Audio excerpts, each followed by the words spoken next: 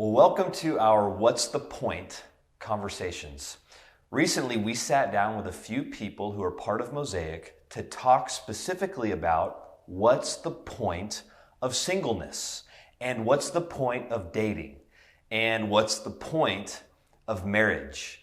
Our hope at Mosaic is to have open conversations about relevant topics so that we can sharpen one another, so that we can learn from each other, so that this Mosaic family can grow stronger together as we follow Jesus. And at the end of this short video, we've provided some questions to hopefully catalyze your own conversations about these topics with other people that are a part of Mosaic.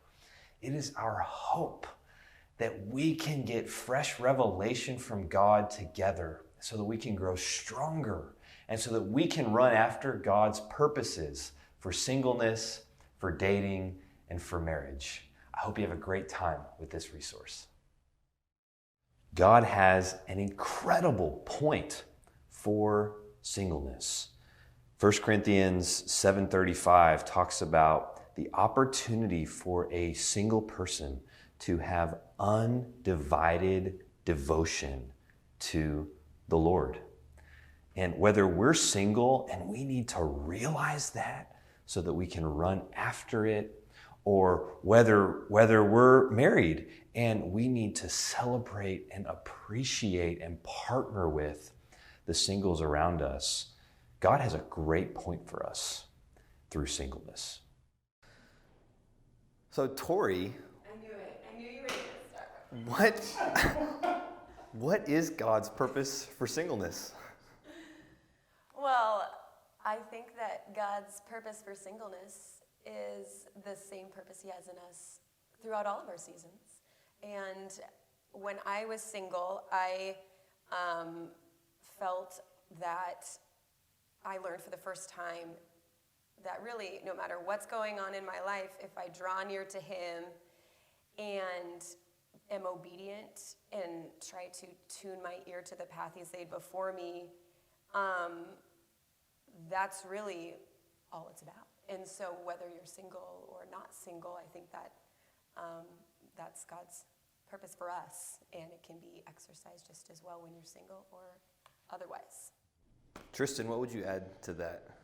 Well, when I was single and graduating college, the only thing I could think about when I wasn't in ministry was, all right, like on the path to get a family and a wife.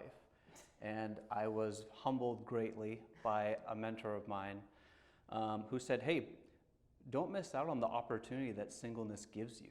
You have time on your side. You have the opportunity to travel very light packing way.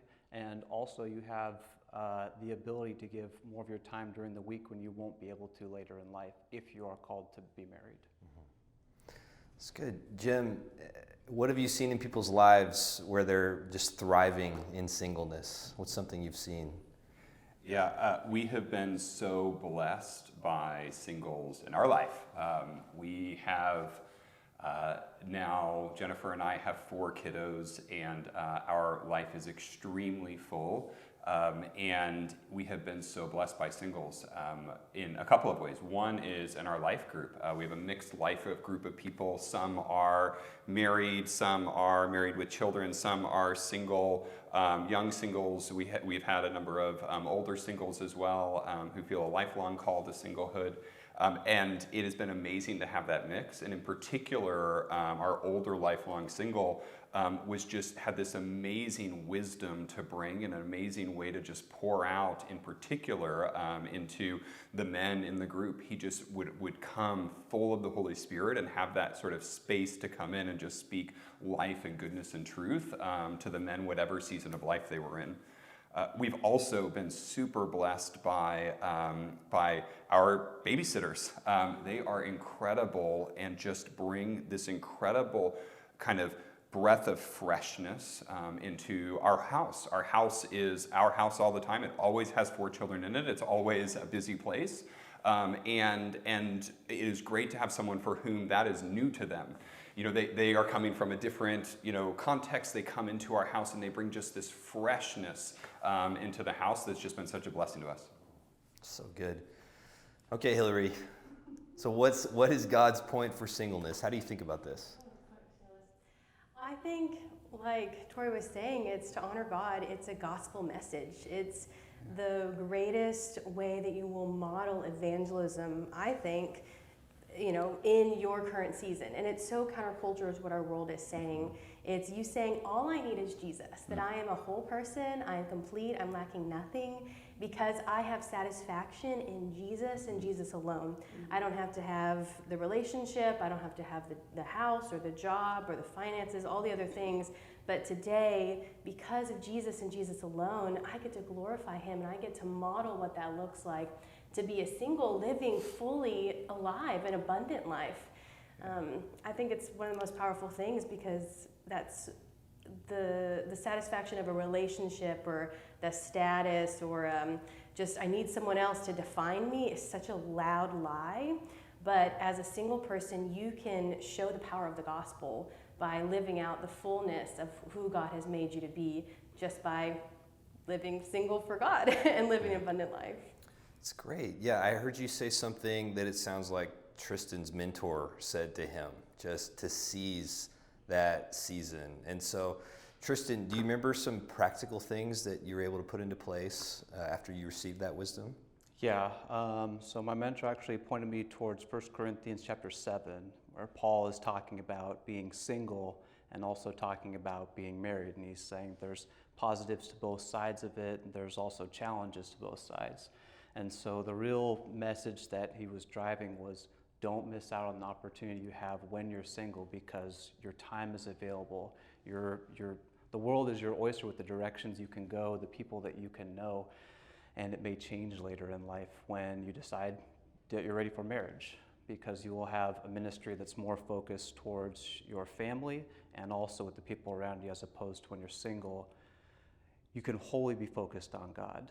So God is always first in our marriage, but as a close second, Tori is. And so Paul says your priorities are divided in the Bible, but really it's you have more parts that you're getting more of your attention. So good. So what about the challenges? Hillary, what are some challenges to So many. singleness? Isn't that the question? So many, and I laugh because it's painful. I think one really simple one that I think people could relate with is walking into a room alone. I walk into so many rooms alone, and it's fun. I can do it. I can schmooze the crowd. I can go from group to group, but it's something different about not having like someone next to you the whole time. It's actually really challenging. I went to I think it was a Christmas dinner party once, and I wasn't sure what it's going to look like. I didn't know who all was going to be there. It was all married couples and me, but I liked them. I was excited. I'm friends with these people. And one thing that the host did was they made place settings and they mixed them all up on the table. That made me feel so known and so seen in that one act. And I thought, okay, like I feel like I belong here. I'm not just like stuck in on the corner of this table. So that was incredible, walking into that space alone. It really helped. And I think, honestly, loneliness, same idea, but just the loneliness of I will travel alone, I will have meals alone, I will, worship on a Sunday morning alone. Like everything you do, I mean, with God, obviously, but by yourself. Like there's not someone else entering in that with you, and that wears on you. It really does. Mm-hmm. I cry a lot, so. Yeah. Other challenges that you have experienced, others, or have seen people you love experience? I think one of the things is the loneliness, or the aloneness, maybe the way to put it, can be compounded by sort of this sense of like there's like a barrier between single people and people with families, or between single people and couples, and I just like I know I felt that way, when I was single. It was sort of like, oh, there's this couple or this family that I'd really like to get to know better, and I felt a barrier associated with that. And one of the things that we found now that we're in a different season is that we love when we have single people into our house for dinner, or we go and meet out somewhere or whatever it is. It is just such a gift to our children, to us, to our family. So I think that even compounds this sort of like this perceived barrier, and we just hope that we love when that barrier comes down because it's such a gift to us. Yeah, that's really interesting, and it's helpful to know that in this season. Hillary, are there other things that would be helpful for married couples to know about the season of singleness? Anything that comes to mind for you? I think, well, I'm going to flip it a little bit and say, like, my perspective is I want to have as much grace for someone else of, like, they don't have the same perspective as you, and that actually is okay. And singleness is a gift, being married is a gift, and so how do you honor the other person in their perspective just being different from yours? So I think I've learned to have an extra grace and be okay with that. And then if someone does ask, thank you for asking, then freely share that, like, I want to be known and I want to know others, and it's a joy to know me, right? And so, like, if people really grasp a hold of that, you're not shying away in the corner, you're walking into a space with confidence of, I have confidence in Jesus. And so whenever I enter into, whether it's a 5-minute conversation or a lifelong relationship, I am coming with the fullness of me, and I'm worth getting to know. And I think sometimes I've learned with married couples or other singles is that we just believe that lie, that I don't want to, that I'm not worth getting to know, and you so are. And vice versa. I think the married couple, I have great friends, and we have just decided, like, you're going to just fully share with me. Like, don't hold back because you're trying to, I don't know, in like a false sense, try and care for my heart, you know, or try and like ease any pain I'm experiencing or hold back. I'm like, no, let me rejoice with you, and you're rejoicing in that, even when I don't understand, because you're letting me into the fullness of, you know, what God is doing in your life. So let me be a part of that. And then vice versa, like listen and feel me and my pain and my celebration, and how do you celebrate people even when it's not you. And it's hard, but it's possible. And so don't withhold little parts of your life. I've been in discipleship groups with all different people in all different seasons, and I was reflecting and thinking, wow, there was this one season where I asked people open-ended questions about their lives, and sometimes people would share really a lot with me about their engagement season or their marriage, but in other seasons where they didn't share as much. And I think now I've learned, in a little bit of age, a little bit of wisdom, to keep pressing, but then I like kind of let it go, and I regret that a little bit. I'm like, no, I should have pressed harder. And so I think it's the responsibility of both people to like engage and ask the question, and also be willing to share. It's really good. That's a big hope even for this conversation, that dialogue can just continue even more than it has in our church. So we all have been single or are single. So what advice would you give? Maybe you could think, like, what advice would you give to yourself as a single person? Maybe from a place of looking back, or maybe currently being single. What advice would you give a single person about thriving in God's purposes for singleness? So, Tori, can we start with you? Well, it's interesting because now, knowing how the story ends, you know, it's like I would personally tell myself when I was feeling all that uncertainty of how am I going to meet my spouse? When's it going to happen? I mean, I was a little less like intentional and patient than Tristan was in his season of singleness. And so, you know, I would obviously tell myself that you got what you thought you wanted. So, you know, it does happen. And just also that the muscles that I built as a single person, learning to pursue the Lord and be obedient even when I was scared, and then the blessing that door of obedience like opened, that doesn't change. Like, you know, it just keeps repeating itself throughout your life. And so You're never going to go wrong. I would have told myself, you're never going to go wrong. This time isn't wasted in learning now how to listen to the Lord and just press into him and be obedient. Yeah, Tristan, what would you add to that? Yeah, I think the season of when you are single but not knowing what the future holds can really kind of take a big portion of your thought process, and it almost kind of like steals away some of the potential that you have. When I was just out of college, I was still single. I had a chance to be on a mobile church, and so we met at 6 a.m. every Sunday, and we set the church up, tore it down at 2 p.m. every Sunday. I mean, I was working a full-time Sunday in addition to my other full-time work. But if I hadn't have really gathered my thoughts and just thought, how can I really use this time that I have while I am single to serve God, I probably wouldn't have even entered into that mobile ministry. And because I did, I made lifelong friends through it. I knew I was furthering the gospel at the time. I got to see others come to Christ because of it. And looking back at it now, if I wouldn't have taken that chance at the time, there would be people that I know today that might not even know Christ yet. That's awesome. Jim? A lot of that's really resonant for me.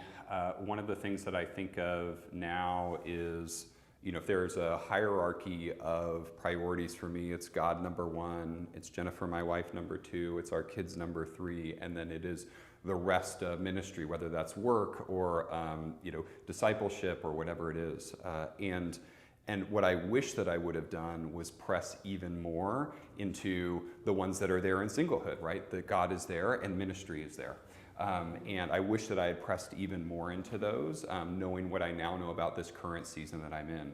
And in particular, I think that I had the opportunity to really on the work front, build a number of sort of skills. I think I sort of pressed in there. I would have loved to have pressed in more to my relationship with God and had just an even more firm foundation coming into marriage, coming into parenthood. I've had the blessing of so much discipleship to kind of get to a place where I'm happy to be now, but I would love to have just leaned in that next level during my single time. Yeah, that's great. All right, Hillary. Say engage in intimacy with Jesus, of like run hard, don't walk. You have an opportunity to ask God, obey, and like run after the things he's doing. You don't, honestly, you don't have to bring anyone else along. You just get to obey fast and in real time.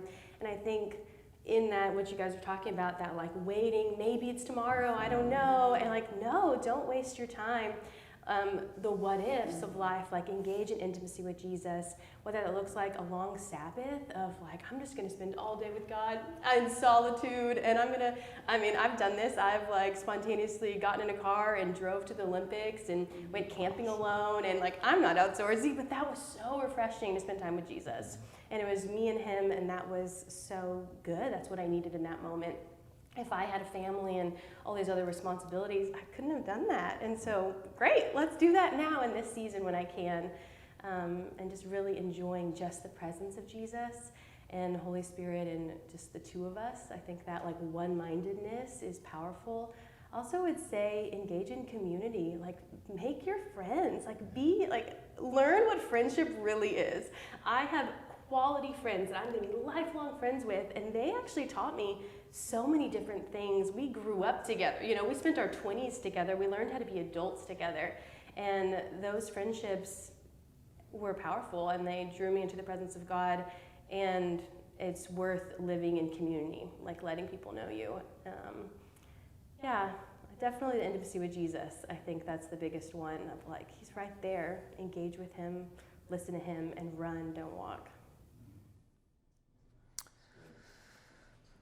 What would the impact in our city look like if 100 single people fully came alive and risked everything they had for the kingdom of God? I mean, think about our city, think about the demographics of our city, and then what are the possibilities if that were to happen? It'd be amazing. Just be amazing. So, awesome. I just want to throw that in at the end. I don't know. Well, I hope you enjoyed that as much as I did. And there's so much more still for us to talk about. That's why in just a minute, we're going to put some questions on the screen. And our hope is that you, as a group or whoever you're with, can sit and use those questions to dive deeper into this topic. You know, for the purpose of this conversation, I just want to give us some handrails. We're talking about singleness and dating and marriage using the definition that God gives us for marriage.